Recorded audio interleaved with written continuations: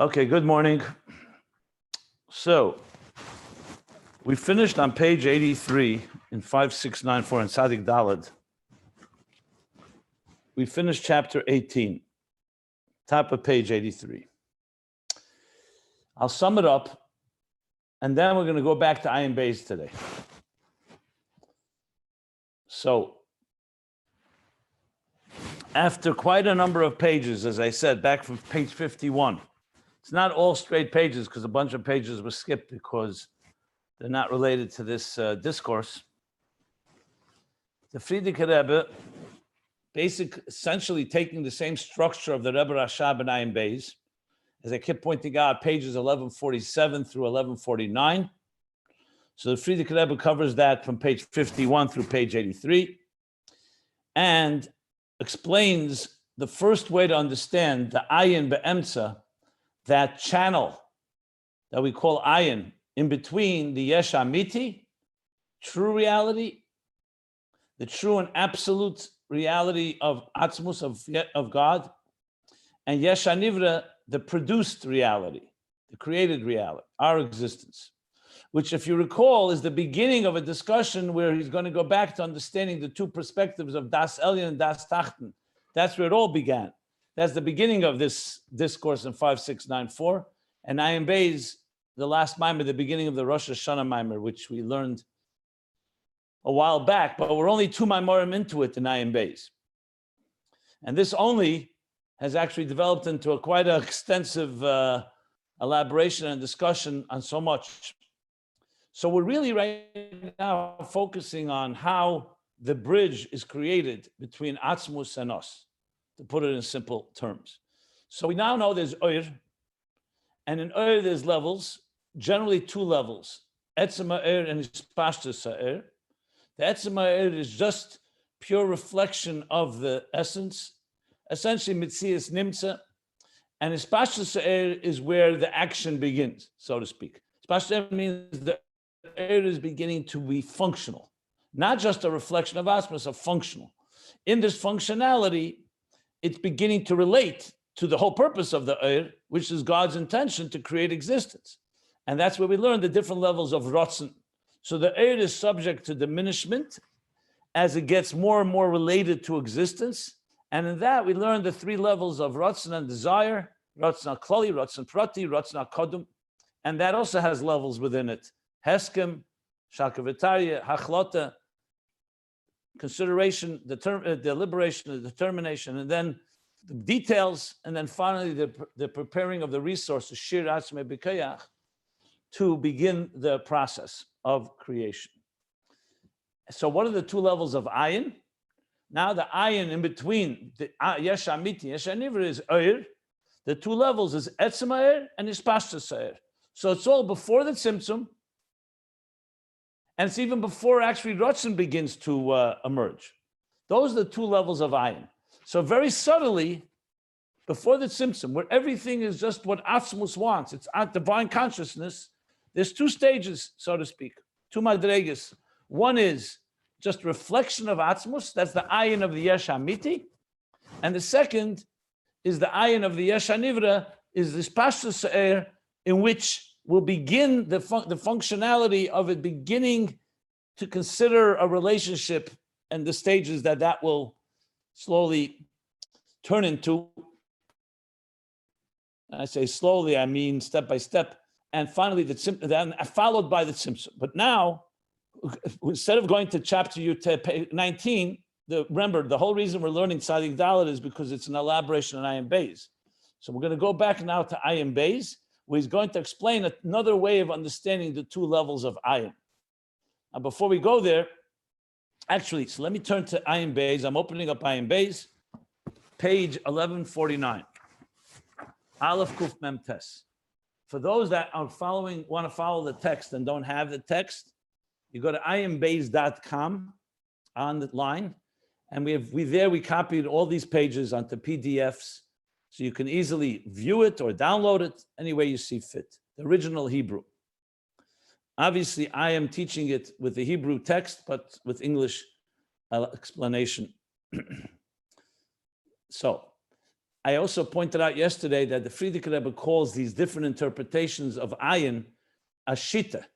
The shita rishena, he said. The first shita, meaning the first opinion or the first approach, first approach is that the ayin is, again, etzemer and ispashtaser. Just keep that in mind.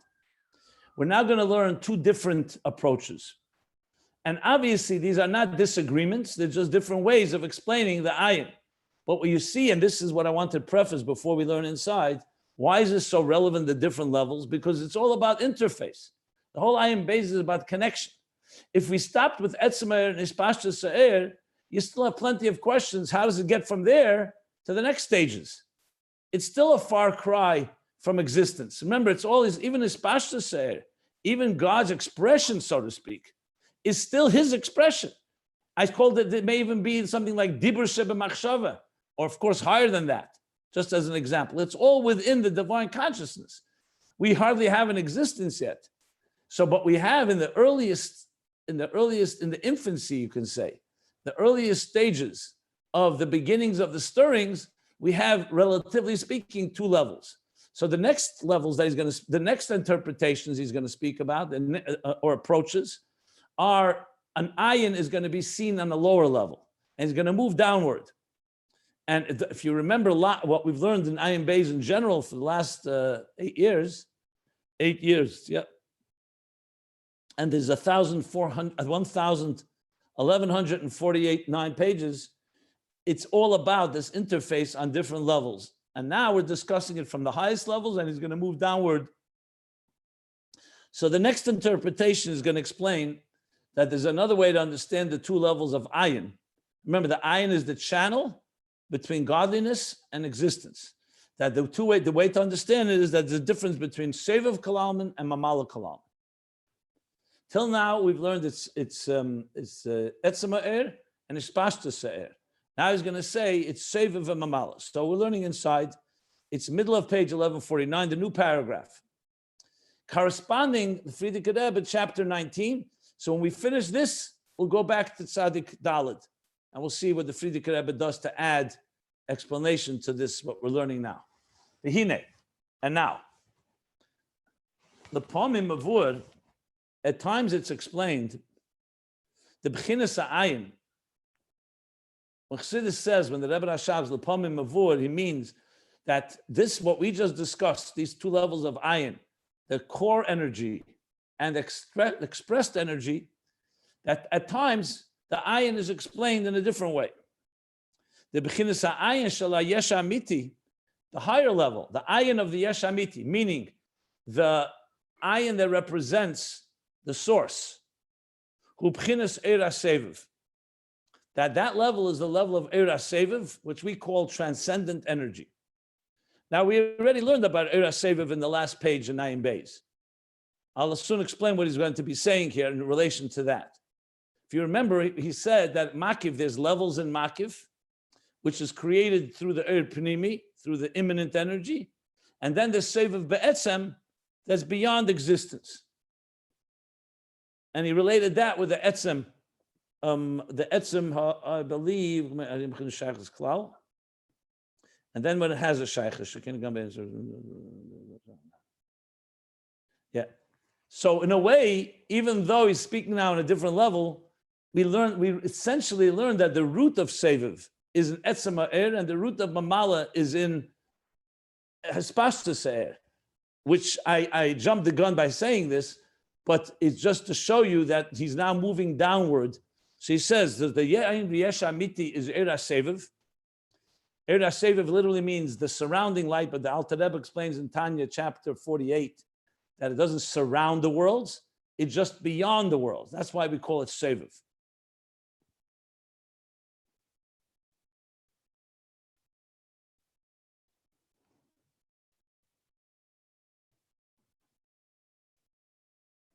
Just 1 second. Yeah. Va'ayin shel yesh hanivra. And the second level of ayin, which is the ayin that relates to the product, to the creation, to the created yesh, hu b'chinas eir de mamala kalam, is the light or energy of mamala kalam. it's interesting, he uses the word seviv and not seviv kalalman. I believe the reason would be because he wants to emphasize that it's not how seviv relates to the worlds, but it's beyond them. Mamala kalalman, he says, mamala kalalman, it fills all of existence. So just briefly, if you're not familiar with these two terms, there's two tracks of divine energy, one that permeates and intimately enters in an imminent way existence. So when you say Yehi Oyer, God said, let there be light. Or Yehi Rakia, let there be a firmament. Or Teitzi Eretz Desha, the earth should give growth, should produce. And same with all, those are Mamala Kalalman terms. Because Yehi Oyer and Rakia are not the same thing. So God uses different words, which means different channels of energy. When you say Pnimi, you're talking about the of Chachma, the of Bina, Das, of Chesed, of Das, of Chesed, Gvura, and so on. Its specific energy, tailored in the human language, would be the Keiches Pnimim, our immanent or internal faculties. What's Seviv? Seviv is a transcendent energy. It doesn't enter doesn't have any locality, and it doesn't relate to any specific faculty or attribute. So what would it be in Atzilus? Not Chachma Bina, it would be Keser. Keser is a crown. What is it in Keiches HaNefesh? Rotzen. Seviv is Rotzen, generally speaking. You break it down, Rotzen and Tainug, but for all practical purposes, it's Rotzen. The Rotzen of each world is the Keser of each world, is the Seviv of each existence. Now there's a Seviv around every Mamala. Just like Eira Chachma enters into the energy, the Mamala fills and permeates Chachma, there's a Seviv, there's a Keser of Chachma, there's a Keser of Bina. So everything always has a Makif and a Pnimi. And in mitzvahs, you see it also. The Talis is a Makif, the Tzitzis is a Pnimi. The Sukkah is a Makif, the Dalet Minim are Pnimim. So in other words, a true relationship requires both an intimate and internal connection, but also something that hovers above, where you have like a sense of respect and awe that's something beyond you. So the chuppah by a chasana is a makif. Hakofis actually means makifim. When we make circles, hakofis, we surround the bima, we go in a circle. That by Simchas Torah is a makif. So there's, in all of Yiddishkeit, in all of Torah, you will always find there's makifim, there's pnimim. In the Mishkan, the walls, the Urias, materials that build the structure was a makif. The kelim, the aron, the menorah, the shulchan, the mizbeach, the pnimim, mizbeach hachitzin, these are called kelim and they are pnimim. So just a central way that's important to remember that all of the structure of existence has makif and pnimi. Okay, so he's saying now the two levels of ayin in other places, the Pomimid, it's explained, sometimes it's explained that the ayin of the Yesh Hamiti is Seviv, and the ayin of the Yesh Hanivra, of the created Yesh, is Mamala, the Eir of Mamala Kalam. Eir HaSeviv and Eir of Mamala Kalam. U'kamoshe kosa b'lekutei Teira, b'dibra maschil levaftoni, ba'abir. No, I'm sorry. Ba'abir goes to the next words. So levaftoni, I believe, is a maimer in Shir HaShirim. So Lekutei Teira, of course, is the Alter Rebbe. So Lekutei Teira, in the maimer called levaftoni, he explains this two levels of ayin. And what does he say? He says, like it says Lekutei Teira ba'abir, in the explanation, the Seviv Kalalmin, maybe it's the Bir Levaftoni. I don't think so. I'm not sure. But okay. That's Seviv Kalalmin hu miyesh la'ayin. Seviv Kalalmin sees existence this way. From the Yesh Hamiti, right? What is the Yesh? The true Yesh, the true reality is Atzmos, not us. So from Seviv's perspective, it's Yesh. The existence is miyesh la'ayin, not ma'ayin miyesh. Not yesh ma'ayin, but miyesh la'ayin, because he's going from the top down. Meaning the Yesh Hamiti is the creator. Seviv Kalalmin is its so-called representative or reflection. In this case, the level ayin Hamiti of the Yesh Hamiti. Umamala Kalalman sees it from the bottom up, because Mamala Kalalman is the energy within existence. So Ma'ayin liyesh. From the ayin of Sevav Kalalman, it moves it into the yesh of the nivra. So you have yesh, ayin, ayin, yesh. Yesh amiti, Sevav is yesh to ayin, meaning it's a transition from atzmus to a state of oir, Sevav Kalalman. That's why it's above and beyond existence. And that ayin will ultimately become a mamala Kalalman. And there, it works the other way around. The ayin is the unfathomable divine that in turn vivifies and energizes the yesh hanivra. So you have on the spectrum yesh amiti, yesh hanivra, two levels of ayin in between. One is seviv, relates to the yesh amiti, and mamala that relates to yesh hanivra.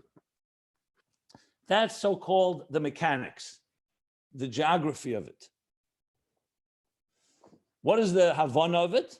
The havana is, meaning the understanding of it, similar to what we learned earlier, except this is on a lower level. Because Atzma Er and Ishpashas Er, you can't call Seviv and Mamali yet. They're both Lifnei Tzimtzum, they're both pre-Tzimtzum. They're all in the divine consciousness. You can say it's the divine plan in his own consciousness, what will later become levels. But there's no real levels yet, even though we spoke about them in that way. Seviv and Mamala are already part, and you're going to see now, he's going to speak, is already affected by and post-Tzimtzum. Etzem Er and Ishpashas Er is all within God. God himself is so-called creating these levels. One level is a Er that just relates to him, just reflective. And the second is a functional Er that begins the process. Now we're talking Sev Mamala, already definable entities. And he's going to explain. So it's a lower level, but it's still a mamutza. Because Seviv represents the Yesh Amiti, Yesh to Ayin, and then the Mamala Kalalman represents the Yesh HaNivra, the Ayin to Yesh. It says, Ulufize, Yesh Leimer. And according to, one more thing, one more line I wanted to add. And that completes the interface. Because now we have a representation of both Yesh Hamiti and Yesh HaNivra. That's what you need. When you have a translator, the translator has to speak both languages. The language of Asmus, Seviv Kalalman speaks. Mamala Kalalman speaks the language that relates to existence. And these two become the two levels of Ayin that are the interface between the Yesh Hamiti and the Yesh HaNivra. Now remember, Mamala Kalalman is also Ur. It's not a Keli. It's an Ur that fits into the Keli. Seviv Kalalman is an Ur that's beyond the Keli. Okay. Well, the Fize Yesh Leimer. And according to this, Yesh Leimer, one can say, that what separates these two levels of Ayin, what makes them, what distinguishes them, this separation is hu ayidei had tzimtzum. The tzimtzum is what causes Seviv Mamala to split apart. I don't want to use the word split apart. He doesn't use that expression. He says this chalkus ha'ayin, this channel of divine energy. What makes it into two levels? One is called Seviv Kalalman, the higher level of the ayin, and the other is the ayin of the Yesh HaNivra. He says it's through the tzimtzum. So clearly we're talking now post-Tzimtzum. Till now, we've been discussing the two levels of ayin pre-Tzimtzum. Now he's moving it down. If you remember yesterday, that's why I explained that when you move it down, the same levels will now play themselves out, but obviously they're now becoming more palpable and more tangible and more relatable. Okay. When the Rebbe says, Rabbi Jacobson, that they get split through the Tzimtzum, these two levels of war, Sovev and Mamale, I mean, we had that split in the at the highest levels where we had Sovev from Etzema Or and Mamale from Hispashas Or. So there was already a split there. You don't need there was no split there.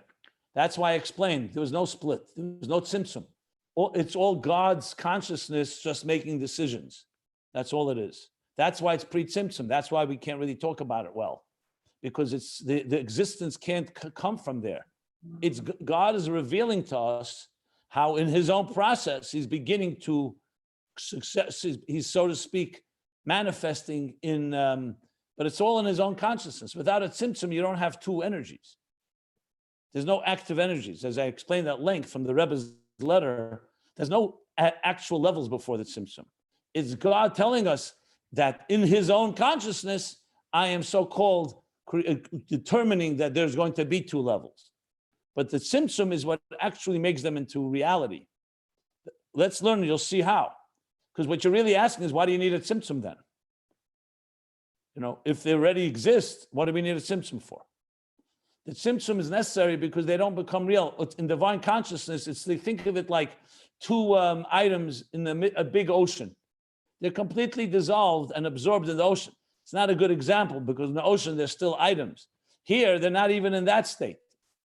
Now, that's all within, if you remember, he said, hakol batzmuse. This is part of a long discussion I gave several of the classes. I don't know if you were part of them, if you listened to them, but they're definitely recorded at length to understand what Ein Sof Lifnei Tzimtzum means. When you know Ein Sof Lifnei Tzimtzum is everything is about Atzmus there, then there's no real difference between Seviv and Mamala. There is no Seviv and Mamala, to be honest. If I said is the root, which means that it'll originate, but there's no Seviv and Mamala. We never use those words, Seviv and Mamala, Lifnei Tzimtzum. You use the word Etzem Eir, Ispashta Se'er. And if you think about it, Ispashta Se'er is also Eir. It's like the light inside the sun and light right outside the sun. In this case, everything is inside the sun. So what you're really asking, what's the difference between divine consciousness pre-Tzimtzum and divine consciousness post-Tzimtzum? And there's a fundamental difference because post-Tzimtzum, pre-Tzimtzum, nothing else can exist. There is no other reality. If God is considering a relationship with existence, it's all his own consideration. That's all it is. It's not an actual process. You haven't built a home yet. You're planning the building of a home. Whereas now we're talking about Seviv and Mala that are actually real forces that are going to manifest in existence. So he says like this, Vahainu, which means,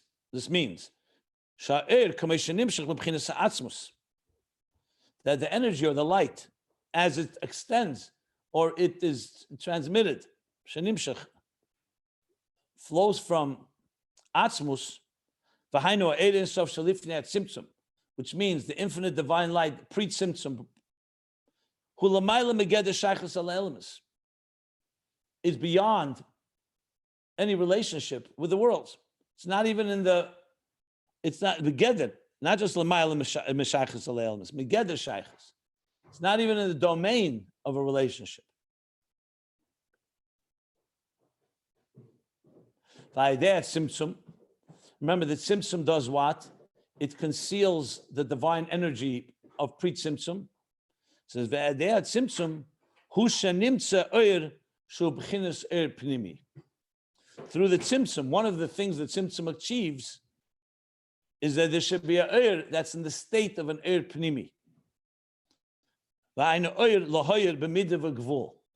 Which means an energy, a light that will radiate, that will shine midah and gvul with measure and with a parameter, with limit.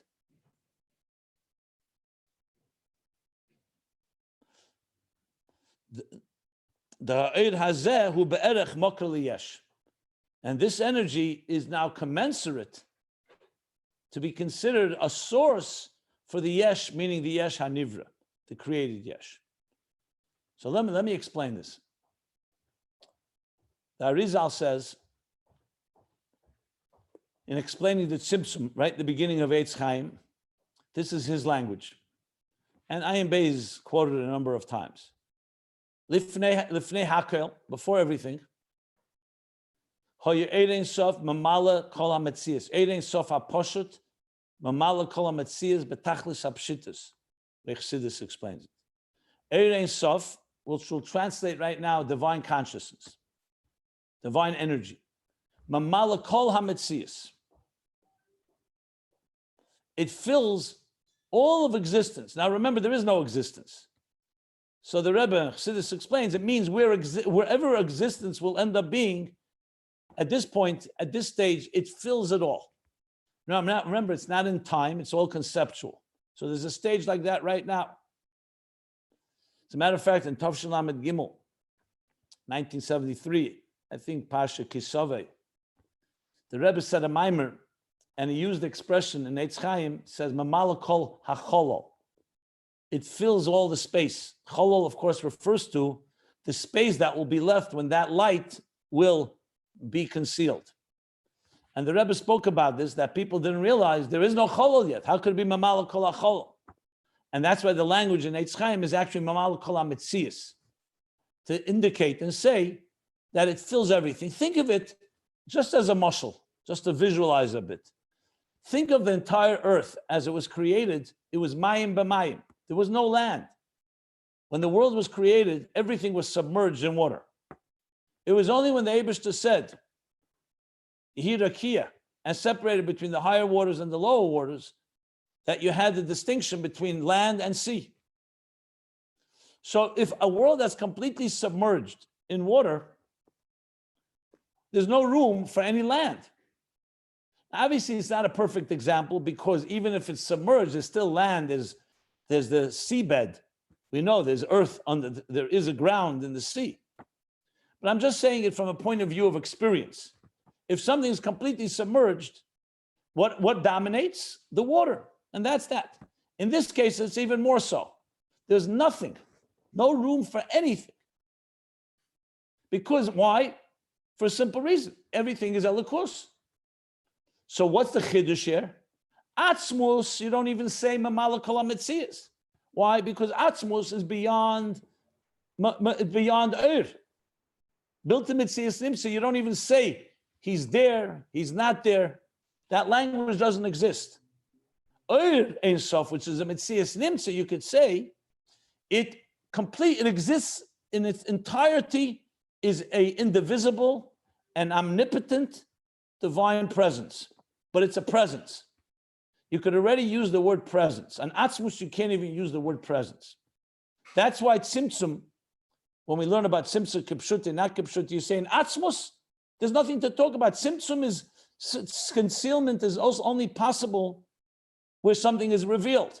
You can't conceal something that isn't, you can't conceal something that is not, that is not even in a state of revelation. For example, I could turn off the lights in this room and everything in this room will become dark and you won't see the objects. But let me ask you, if I turn off the lights, do ideas also get concealed? 2 + 2 = 4. The ideas we're learning in Ayin Beis. If I turn off the light, does an intellectual idea get concealed? If I turn off the lights, do we stop loving each other? Why? Why not? Because love and ideas are not subject to concealment and revelation. You can only conceal something that's revealed. You can't conceal something that's not defined by revelation. Basically, Helam and Gilui, or Tzimtzum and Oyer, are two sides of one coin. Oyer, because it manifests as a light, as an energy, so you can conceal it. And vice versa. A light can shine a light and transform concealment into light. You can turn on the light and now you see things. But Ur and Helam and Gilui and Ur and Tzimtzum will not affect Atzmus in any way. That's one point. It's also important to remember, and I'm just bringing other Maimorim for Chassidus here just to fill the picture to make it more understandable. And then we'll get back to what he wants to say here. There's also levels in Ur, Lifnei Tzimtzum, that are also not subject to the Tzimtzum. But it's not quite how Atzmus is not subject. Atzmus is altogether not a Metzias Nimtza. Since it's not Nimtza, meaning, when I say this chair is here, that's a Metzias Nimtza. And if it's not here, it's not here, period. It's either here or not here. When you say Metzias built to Metzias Nimtza, you don't say he's here. God is not here, but you also can't say he's not here. So you say he's not here, basically. He exists in a non-existential way, which we need to work hard at trying to even imagine what that means. Oyer is a Metzias Nimtza. Now, in Oyer, there are levels. There's an Oyer that is not affected by the Tzimtzum. It doesn't mean that it's still an Oyer. So it's not quite removed like Atzmus, but because that Oyer, and I'll give you an example. When a teacher is teaching students, This is the classic example for Tzimtzum in general. It's the Alter Rebbe's example. It's the Alter Rebbe's Chiddush. The example to understand Tzimtzum and Eir with a student, a teacher and a student. So there's the teacher as he is on his own. He's studying, he's brilliant and all that. We even used it a few days ago, before he even considers the possibility of having a student. So he's off, he's on his own, his brilliance, he's learning, doesn't want to be disturbed. As a matter of fact, anyone that tries to ask him anything is a disturbance. Think of it, that's Eir Ein Sof Mamala Kol HaMetzias. His whole being of this teacher is whatever he's learning. Eir Ein Sof. Okay. But then begins a process where he's starting to consider. I'm not going to go now the consideration because we learned that in the previous classes. We'll talk about now, he's at a stage where he's ready to give a class to students. What does he have to do? He has to be mitzamtzim his eir. Because if he remains in that state that he was on his own, where he was just brilliantly expounding and learning without hagbolas, he didn't have any limitations because he didn't have to answer to anyone. He didn't have to have a relationship. He's not trying to explain it to a student, a beginner student or advanced student. So if he stays in that state and you just put him now, you transplant him into a classroom, what do you think is going to happen? That doesn't create a relationship because he's still in that state of Eir Ein Sof Lifnei Tzimtzum, so to speak. He has to do something. What does he have to do? He has to quiet down his flow. His flow of brilliance has to be somewhat subdued. We call that the tzimtzum. He needs to be mitzamtzim his seichel. We'll soon speak about what that means, but let me just explain what happens. So now what happens next? Now there's space. The students are there, and the teacher can begin to spoon feed them and say, okay, let's begin with this. Kometz Aleph Oh. There's Ayin Beis. Then the Ayin Beis comes together and you make a word, and a word becomes a sentence, and a sentence becomes a phrase, and a phrase becomes a paragraph. And you start expounding on ideas. Obviously, I'm speaking literally from kindergarten up. But you get the idea. If it's advanced class, he still has to have a tzimtzum, because he has to take his brilliance and conceal some of it, or at least, or all of it in this case, because he's infinitely distant. Remember, student and teacher is not adequate because we're both human beings. But relatively speaking, now he does two things. He conceals his brilliance, and then he begins a flow. This is going to be called the kav. Going to be called mamala kalam. What is the flow? The flow is a very specific, defined, like he called Eir Shel Mida V'Gvul. It's measured, has parameters. It's not just his infinite brilliance. But let's talk about a few things here. Is the teacher affected by the tzimtzum? No, absolutely not. Does he become less brilliant? Is he not able to access his brilliance any given second? Even while he's teaching, he's still being informed. The students don't see his brilliance and all of his ideas. They only pick up what he teaches them. But you remember, embedded in what he teaches them is also his brilliance. That's why after 40 years, even if the teacher is not there, why? Because the teacher was never disconnected between his, that's called Eir Ein Sof Lifnei Tzimtzum, and the Eir that is the kav going into the students. But the students don't sense it at the time. So from the teacher's point of view, the etzem of the teacher for sure is not impacted. Because as I said, etzem is not impacted by revelation or concealment. Even the Eir, the deepest level of brilliance, is not really impacted by the tzimtzum. Why?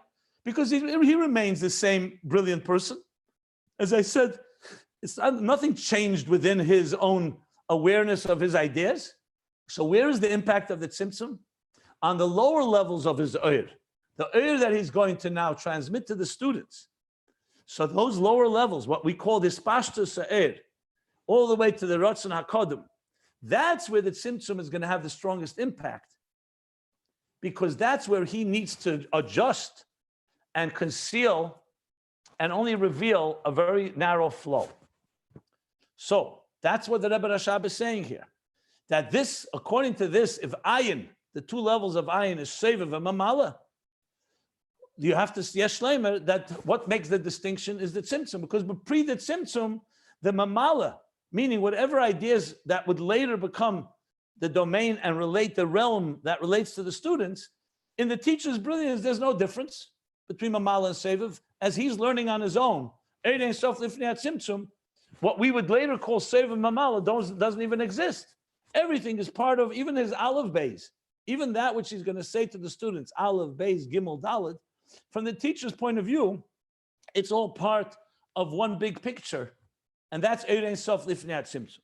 Now, obviously, you have to make a few qualifications. Number one, that a teacher and student, as I mentioned, as distant as they are, they're still both humans. With Elikus, obviously, Lifnei Tzimtzum, you're talking about infinitely distant. So if you could imagine, let's say, a teacher, like the Eibishter is a teacher. When God gave the Torah, and he taught Moshe Rabbeinu, so you think, of course, he had to be mitzamtzim. That's why it says Moshe was hifsik ben parsha leparsha. Hefsik ben parsha leparsha. Beginning of Vayikra, Rashi brings that God paused. Why? Because Moshe had to absorb it, integrate it, and then come for the next shir, for the next class, so to speak. Kol dibur dibur parcha nishmosam. When the Jews heard the 10 Commandments, every dibur, their souls expired. It was too intense. And God had to revive them and resurrect them. My point is that this example where you have the Eibishter himself, the teacher, has to mitzamtzim is oyer. Never the etzem, and even in oyer is the lowest levels of oyer. So that's what he's saying here, that the tzimtzum is what causes. Let's read it inside and you'll see the understanding of it. So he says like this. Va'idei tzimtzum hu shenimtza oyer shebchinas er pnimi. Er pnimi is an er that relates to a subject. Er seviv does not relate. V'hainu er lohoyer b'midah v'gvul. A light or an energy that radiates b'midah, measure, and gvul, a limit or parameter. The er hazehu be'erech makal liyesh. This er is now proportionate or commensurate to be a source for the yesh. The er of the teacher, as he is on his own, can't be a makal liyesh. If that remains intense and completely dominant, there's no room for a student. So what is a room for a student? Er pnimi. Er pnimi is already a tailored light, a light that's adjusting itself and is tailored and relating to and engaging with a student in the moshla I gave. And what is this level of mamala? Hu v'hu p'chines eir hakav. This is the light of the line. Kav means a line. Kav, we say kav, the Arizal, continuing his language, he says, Eir Ein Sof mamala kol hametzias. It dominated, only thing that existed was divine consciousness. Tzimtzum atzmei, he concealed himself. And he removed, he says, the Eir al Atzad. He's using physical terms, but it means conceptually withdrawing, so to speak, the light, like the teacher going silent, leaving space. And that's the cholol u'mokim panoi. It's called a cholol is a hole, and a mokim panoi, empty space. Again, all conceptual.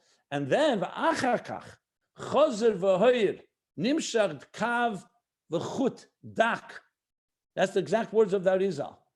That afterwards, chozer v'hoyer, he returned light, but this time the light comes like a narrow kav is a line and a chut like a thread. Kotzer v'dak, short and thin. All telling you this is not Eir Lifnei Tzimtzum. Eir Lifnei Tzimtzum, there's no kav. A kav is a dimension.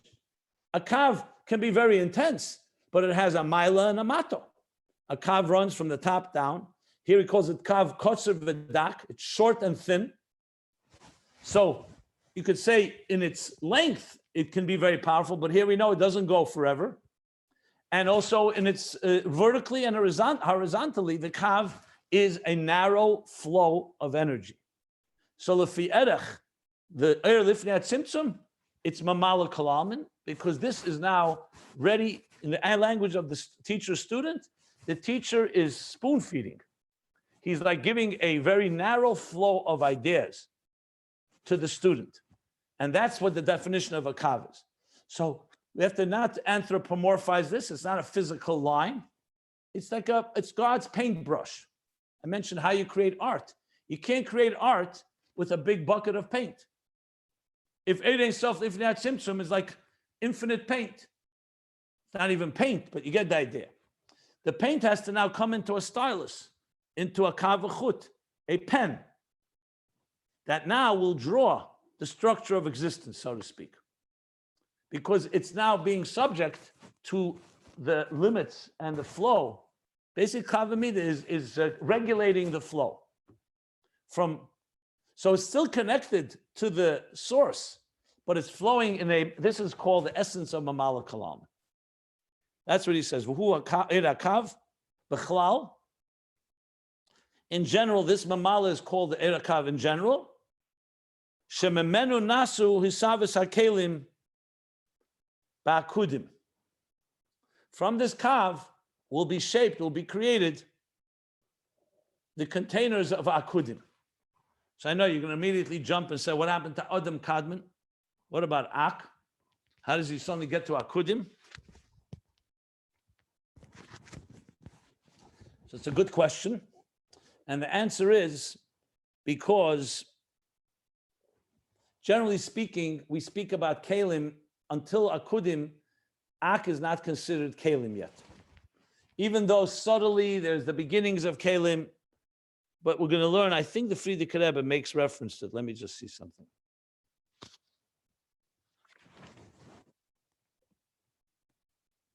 Maybe not.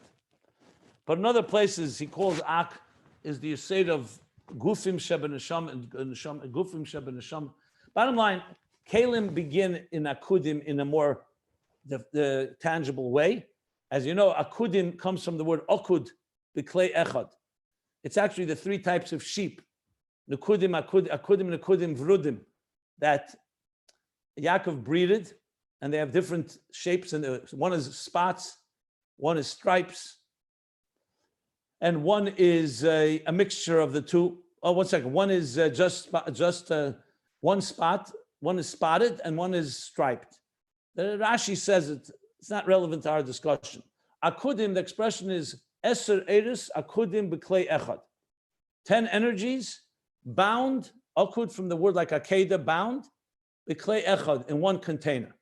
It's somewhat, the example I've given for it is like, think of it upon conception, one cell has been fertilized, one egg has been fertilized, creates one cell, and it doesn't split, I think, Eliezer pointed out, I think for 20 hours. So that one cell, one keli, has all the energies of what will become, please God, a full-blown child. So Akudim is the place where the first container begins to emerge. It's just a speck at that point. So it's 10 energies. The energies will then get more diminished, and it'll become 10 energies and 10 kalim. That's Nikudim. But the energies are too intense, and that's why the Shviras HaKelim, the shattering. And in Tikkun, that we're going to learn in a line from now, is where the energy and containers finally become a full developed fetus, and they're commensurate to each other, and they can function in a healthy and balanced way. So what he's There is basically another name for the Akudim. We know Ak, Toyu, and Tikkun. Akudim is just called Akudim, or there is something, another name for that? I don't know of another name for Akudim.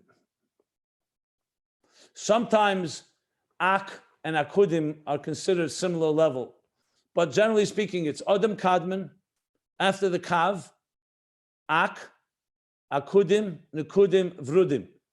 Akudim doesn't have another name. Nekudim has the name Toyu. Vrudim has the name Tikkun and Atzilus.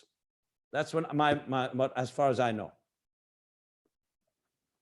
So what he's basically describing here is what happens. The Kav, in turn, shapes and creates the Kalim of Akudim. So you could say, why does he say Kalim? It's only one Kali. A good question. I think he probably means the concept of Kalim, not necessarily many Kalim, because it's one Kali, but he means the idea of Kalim, basically. That's how I would explain it.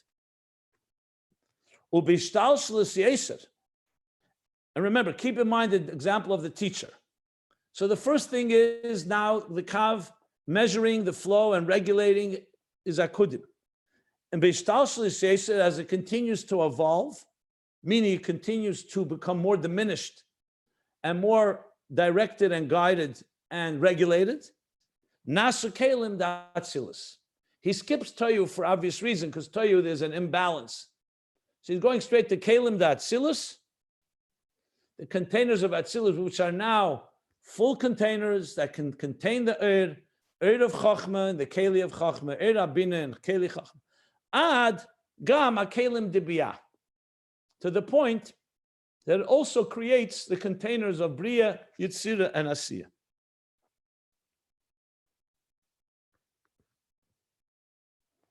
So what do we have from this? That the Tzimtzum created a dramatic shift. The shift from a state of Erein Sof, where everything is part of one divine consciousness, one brilliance that does not leave room for anything. The Tzimtzum leaves the room.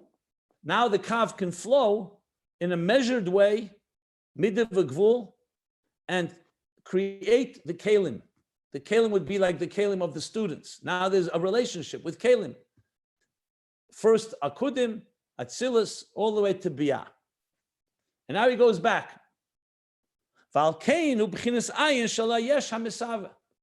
And that's why this level called Mamala Kalam, which in general is the Kav, this is the Ayin. This is the unfathomable energy, if you wish. It's divine energy, or the Oir, that relates to the Yesh HaMesava.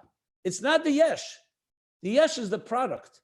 But the Ayin is the flow of measured energy that's regulated toward the Yesh HaMesava, the created Yesh.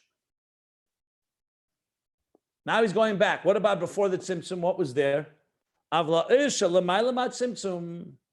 the divine energy, the energy that was pre-Tzimtzum, above the Tzimtzum, which means beyond the Tzimtzum, before the Tzimtzum. Sometimes the expression is Lifnei Tzimtzum, sometimes L'mayla Tzimtzum. All the same idea, because there's no time. So it means a stage beyond, before and beyond and higher than the Tzimtzum. Hu b'chinas ha'ayin shel hayesh ha'amiti. That's the state of ayin of the yesh ha'amiti. So you'll ask the question, 1 second, didn't you say Seviv comes also after the Tzimtzum? So he's now going to explain what that means. That the Erein Sof Lifnei Tzimtzum, he says, is in general the first level of ayin, and the Kav, and Mamala Klamen, is this lower level of ayin. What about what you said before, that the higher level of ayin is Seviv? So listen to this. The Gam, la'acharat Tzimtzum, not just before the Tzimtzum, but also after the Tzimtzum. It's interesting. He says L'maylamat Tzimtzum, so you'd think he'd say L'matamat Tzimtzum. He says no, L'maylamat Tzimtzum and La'acharat Tzimtzum. Just pointing it out. It doesn't change pshat. Just interesting. L'mayla and La'achar. The truth is, I never saw it say anywhere L'matamat Tzimtzum. It's usually either Lifnei Tzimtzum or La'acharat Tzimtzum, or L'maylamat Tzimtzum and La'acharat Tzimtzum. Okay. And in one case there wasn't time, and in another case there was time. What do you mean? There's only one Tzimtzum I know of. No, but it can describe the underneath. Instead of, you can say acher in terms of time when it's down, and before he just says mila, which is with these levels. Maybe. So now he says v'gam la'acharat tzimtzum eir hasevev hu b'chinas ayin shel hayesh ha'amiti. The eir hasevev, also after the tzimtzum, is in the state of the ayin of the yesh ha'amiti. Basically, he's right now saying that this higher level of ayin, of in general refers to the general before the tzimtzum. And the after the tzimtzum is mamala, but also after the tzimtzum there's a seviv. And he's going to explain, this seviv originates from the lifnei tzimtzum. Ukiyadua, as it's known, the makif, which is another word for seviv. Kamoishu la'achalat tzimtzum, the makif, the transcendent energy that's beyond. The way it is after the tzimtzum, shorshay, its root, huma erin sof shalifnei tzimtzum, its root is from the divine, infinite divine energy, pre-tzimtzum, from the igul, hagadol, the great circle or the great wheel, which precedes the kav. So I'll explain what that means. I've already spoken about it a little while back, but it's always worth talking about. So, I mean, it always begins with a physical visualization, but the truth is, this is not physical at all. Let's go back to the teacher and student example. What happens when you dissect this further? So I said the brilliance of the teacher did not in any way get diminished. But the student is now, there's room for a student. Then there's a kav that will flow from teacher to student, which is a measured and a tailored energy. Fine. What about the light right prior to the kav? We're not talking about the brilliance and the etzem of the teacher that is removed from the whole process. We're talking about now, right before the teacher begins to conceal his intelligence, his brilliance, and before he begins to extend and the kav, the flow of ideas. So the way the Arizal puts it is that the light pre-tzimtzum goes when it contracts and is drawn back, or in the case we're concealed, and leaves what? A cholol, a mokampani, a space. So what's around the space? It's called the igul hagadol. Now, I'm using a physical way of explaining it, but I mean it conceptually. Igul hagadol literally means, think of it like a circle of light that circles this empty space. It's like when you see an eclipse, the eclipse of the sun or the moon. What do you see? You see a dark sphere, but around it you see a what's the word called? A crown of, not a crown, on the perimeter you see light. Penumbra. Okay.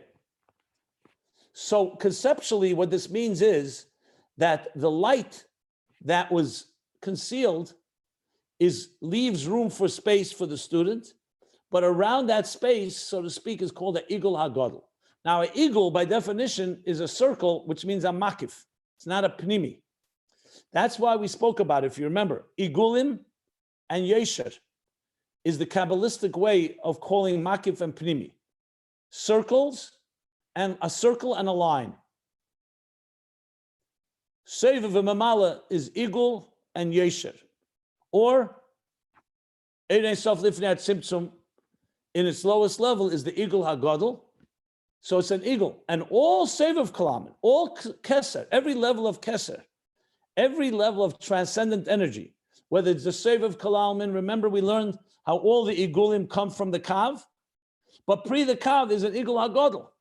And that igul hagadol remains the root of all igulim, which means all levels of seviv post-Tzimtzum. So that's what the Rebbe Rashab is adding. That in general, the first level of ayin is Ein Sof Lifnei Tzimtzum. The second level of ayin is in general the kav, mamala kalam, that enters and penetrates in an imminent way into existence.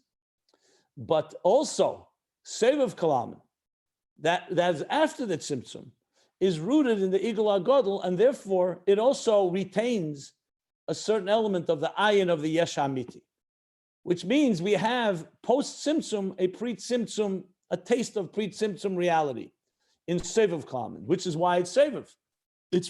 It's above us, it's removed from us. So it's essentially rooted in the pre-tzimtzum divine consciousness, called the igul hagadol, and it now post-tzimtzum retains that element, and that's why it remains a ayin of the yesh hamiti, with mamala kalalman on the other hand being the ayin of the yesh hanivra. Can someone? I don't have the clock. What can someone tell me the time? Anybody? 22. Oh, so we got to stop. We got to stop. Okay, I'm going to stop here because we went a little. Okay, let me just see if I finished the line here.